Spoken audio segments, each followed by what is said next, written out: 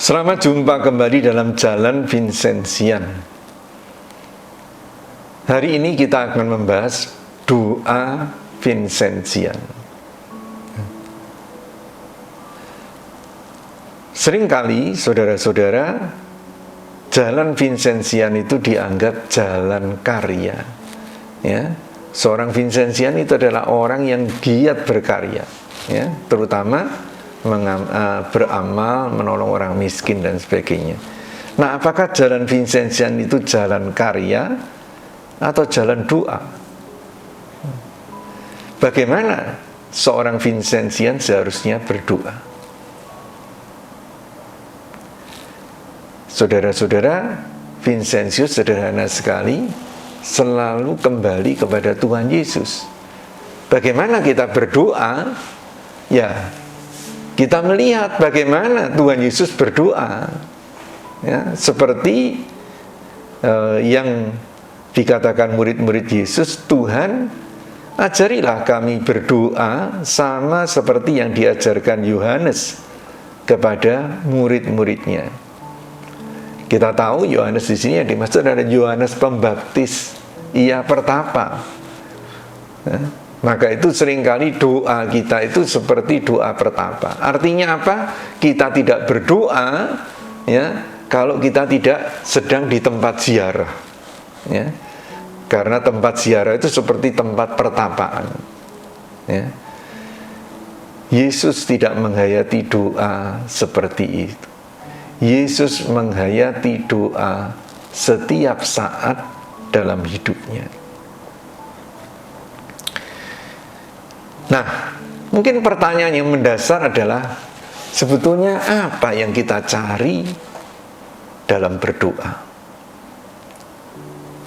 Kalau kita jujur, ya, pada umumnya dalam doa orang ingin mencari kedamaian, ya.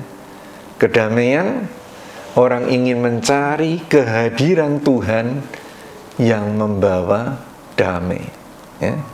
Karena itu dibangun berbagai tempat doa, tempat adorasi, ya, yang sejuk, ya, dengan AC, dengan pewangi ruangan, ya, supaya apa? Orang yang berdoa di situ tidak terganggu nyamuk, tidak kepanasan, lalu dia bisa merasa damai, bisa merasakan kehadiran Allah. Tapi betulkah Allah itu hanya hadir di ruang doa? Kita tahu jelas, kalau kita pikirkan, Allah itu hadir dalam hidup kita sehari-hari. Dan selain itu yang kita cari dalam doa, setelah kita merasakan kehadiran Tuhan, orang ingin Tuhan mengabulkan kehendaknya. Tuhan mengabulkan doa-doa kita. Doa Vincentian seperti yang kita ketahui bukan demikian. Ya, unsur itu ada, tapi hanya sebagai salah satu unsur dan bukan unsur yang utama. Ya. Doa Vincentian terutama seperti doa Yesus, pertama-tama ingin mencari kehendak Tuhan Bapanya. Doa Vincentian seperti doa Yesus, pertama-tama ingin mencari kehendak Tuhan Bapanya.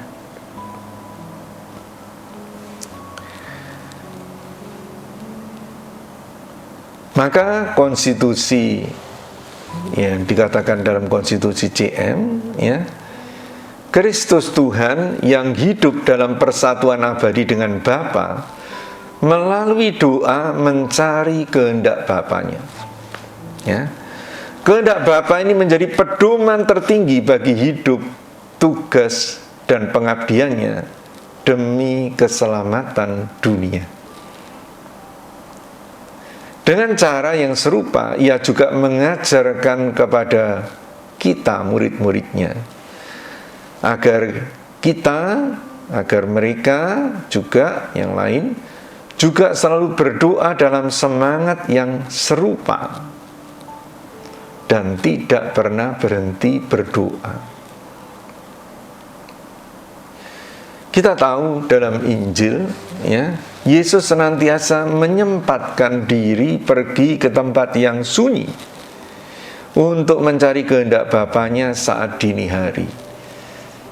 Bab 1 ayat 35 dari Injil Markus mencatat, walaupun Yesus sepanjang hari bekerja, ya, untuk mengajar dan menyembuhkan orang, pagi-pagi buta sebelum orang-orang bangun, ya, dini hari, Yesus bangun untuk pergi ke tempat yang sunyi.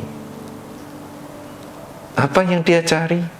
Bapanya dan kehendaknya. Karena itu ketika murid-muridnya datang, oh guru, orang-orang datang mencari engkau, Yesus tidak mengikuti mereka karena ia merasa sudah cukup pewartaan Injil di situ. Ya, marilah kita pergi ke tempat-tempat lain, ke kota-kota lain, karena di sana aku juga harus mewartakan Injil. Di sela kesibukannya tengah hari, Lukas mencatat, Yesus juga mencari tempat yang sunyi. Di saat dia menggandakan roti, ya, sehingga orang ingin menjadikan dia raja, Yesus tidak menuruti keinginan mereka dan malah menyingkir, naik ke gunung untuk berdoa. Lebih-lebih saat dia mau memilih rasul-rasulnya, ia berdoa semalam-malaman, minta petunjuk kehendak Bapanya. Dan tentu kita tahu juga ketika ia akan menghadapi sengsaranya, ya, dia berdoa, ya, di Taman Zaitun. Malah Lukas mencatat sampai mengeluarkan keringat bercampur darah, karena dia bergulat dari keinginan sendiri. Dia sangat takut. Doa itulah yang membuat Yesus bisa mengatakan, bukan kehendakku, ya Bapa, tapi kehendak-Mu lah terjadi. Saudara-saudari yang terkasih, sebagaimana Kristus, kita juga harus berdoa seperti Kristus, di mana saja dan kapan saja, untuk mendapat tahu, mendapat terang dari kehendak Bapa. Dan ambil bagian dalam tugas Kristus. Kita juga yang disucikan dalam Kristus dan diutus ke dunia, hendaknya berusaha mencari tanda-tanda kehendak Tuhan melalui doa, dan meniru ketersediaan diri Kristus, serta membuat semua keputusan sesuai pendapat Kristus. Dengan cara ini hidup kita akan diubah Roh Kudus menjadi korban rohani, dan kita akan lebih mampu untuk ikut ambil bagian dalam tugas Kristus yang mengatakan menyelesaikan pekerjaan Bapanya. Saudara-saudari yang terkasih, doa itu juga dalam doa Vincentian, kita tidak hanya berdoa secara pribadi, kita berdoa bersama, ya, menyadari doa bersama ini bentuk yang paling bagus untuk membarui semangat hidup kita.